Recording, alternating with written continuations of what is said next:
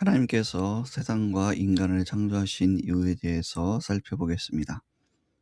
창조의 의미는 창조는 하나님께서 세상과 인간을 의도적으로 만들어내신 행위를 의미하며 이는 인간 존재의 기초를 형성합니다.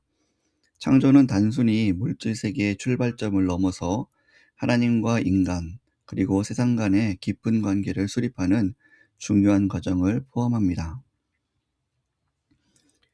하나님께서 세상과 인간을 창조하신 이유에 대해서 살펴보겠습니다.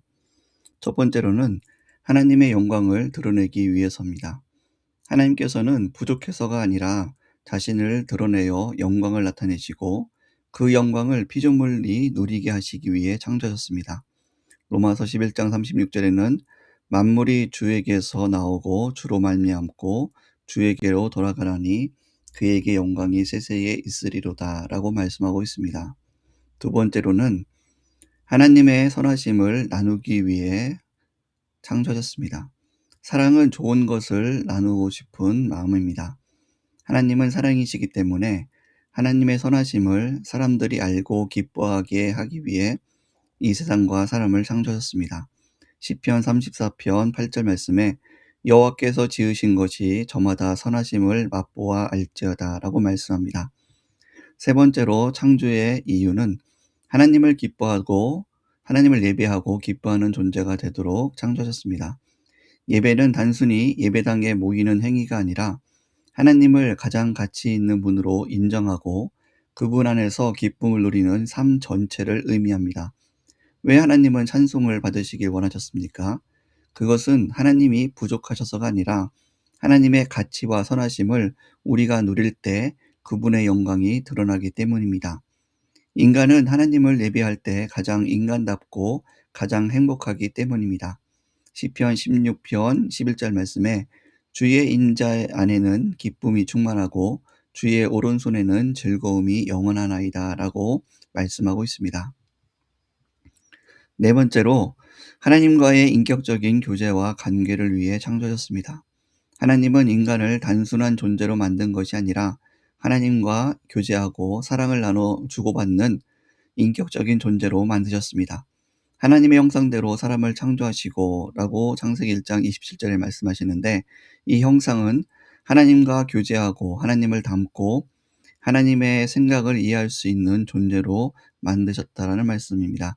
이런 의미에서 사람과 동물은 근본적으로 차이가 있는 것을 볼 수가 있습니다. 다섯 번째로는 하나님의 뜻을 세상에 드러내는 청지기로 부르기 위해서입니다. 하나님의 세상을 다스리라는 명령은 하나님의 형상을 따라 하나님의 성품과 방식으로 세상을 돌보고 지키고 풍성하게 만들라는 청지기적 선한 통치에 대한 명령입니다. 이 명령은 인간의 정체성과 목적을 보여주는 매우 중요한 말씀입니다. 창세기 1장 28절에 번성하여 땅에 충만하라, 땅을 정복하라 라고 청지기적 사명을 주셨습니다.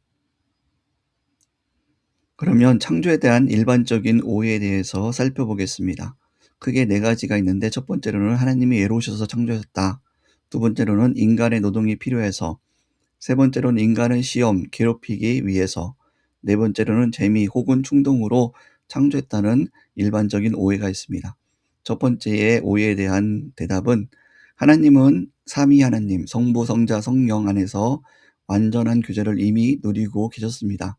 마태복음 3장 16절에서 17절 말씀 보면 예수께서 세례를 받으시고 곧 물에서 올라오실새 하늘이 열리고 하나님의 성령이 비둘기같이 내려 자기 위에 임하심을 보시더니 하늘로부터 소리가 있어 말씀하시되 이는 내 사랑하는 아들이요 내 기뻐하는 자라 하시니라 라고 말씀하면서 예수님께서 세례를 받으실 때에 성부, 성자, 성령께서 존재하고 계심을 말씀하고 또한 이러한 교제 가운데 이미 완전한 교제를 누리고 있는 것을 성경에서는 말씀하고 있습니다. 따라서 하나님은 외로워서가 아니라 넘치는 사랑을 나누기 위해 인간을 창조하셨음을 알 수 있습니다.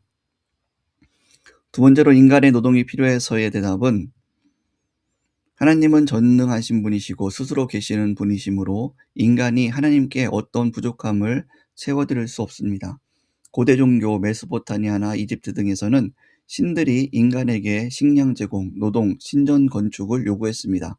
그러나 하나님은 부족해서가 아니라 은혜와 사랑을 주시기 위해 인간을 창조하셨습니다. 또 무엇이 부족한 것처럼 사람의 손으로 섬김을 받으시는 것이 아니요 만민에게 생명과 호흡과 만물을 친히 주시는 이시라라고 말씀하고 있습니다. 세 번째, 인간을 시험, 괴롭히기 위해서라는 오해의 대답은 고난이 많다 보니 이렇게 생각할 때가 있습니다.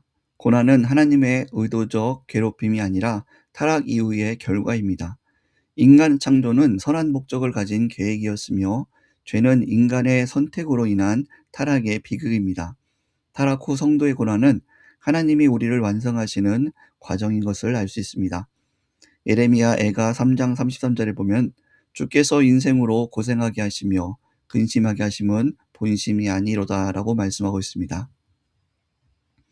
네 번째, 재미 혹은 충동으로 창조했다는 오해에 대한 대답은 창조는 우연이나 장난이 아니라 하나님의 지혜, 목적, 사랑이 담긴 계획인 것을 알 수 있습니다. 이사야 43장 7절 말씀에 내 이름을 위하여 지음을 받은 자, 곧 나를 위하여 지음을 받은 자들을 내가 지었노라 라고 말씀합니다. 창세기 1장 26절에서 28절 말씀에도 하나님의 형상대로 사람을 만들고 땅을 정복하며 다스리라 라고 목적 있는 말씀을 보여주고 계십니다. 창세기 1장 31절에도 하나님이 지으신 모든 것을 보시니 심히 좋았더라 라고 하나님께서 얼마나 기뻐하시는지 말씀하고 있습니다. 또한 내가 온 것은 양으로 생명을 얻게 하고 더 풍성히 얻게 하려 하는 것이라 라고 요한복음에 말씀하고 있습니다. 이처럼 하나님께서 세상과 인간을 창조하신 이유는 하나님의 영광을 드러내고 인간이 하나님의 영광을 감격하고 기뻐하며 하나님과의 인격적인 관계를 맺고 하나님의 뜻대로 세상을 다스리도록 하기 위함입니다. 이 과정에서 창조는 하나님의 사랑의 표현이며 인간은 그 사랑을 경험하기 위해 존재합니다. 이런 하나님의 뜻에 따라서 웨스트민스터 소유리 문답 제1문에 이렇게 질문합니다.